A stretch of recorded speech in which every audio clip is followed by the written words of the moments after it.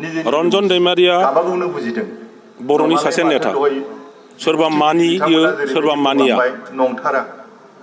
बे आलादा खोथा किन्तु रनजन दैमारिया बर'नि सासे नेता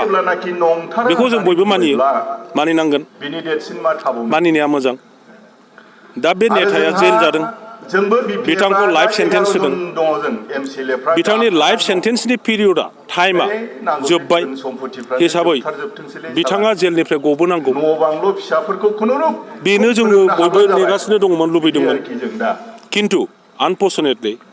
गभर्नमेन्टआ बिथांखौ मोनोब्ला आरोबाव बांसिन हेरेसमेन्ट होनो उद्देश्य लानानै दिनै आरो माखासे नंबां जाबां केस बसायनानै बिथांखौ सोनानै दोनफिनदों जोङो बर' हारिया जयैनो नों जिखि पार्टियाव थाया मानो नों जिखि मावा मानो जयैनो बयबो अपिनियन क्रिएट खालामनांगौ जे रनजन दैमारिखौ जेलनिफ्राय थाबैनो उदां खालामनांगौ आरो बे खेत्रआव नों जिखि पार्टियाव थाया मानो एनडिएफबि कमिउनिटि बिथांमोननि दैदेनगिरि नोङो नेता जानो हागौ नोङो दासिमबो अबावबा नेता जायाखै जानो हागौ सोरबा राजनिति दलाव दङ जानो हागौ सोरबा राजनिति दलाव हाबाखैबो जानो हागौ बिथांमोनहा दिनै ज' जानानै गावसिनि नेता रनजन दैमारिखौ जेलनिफ्राय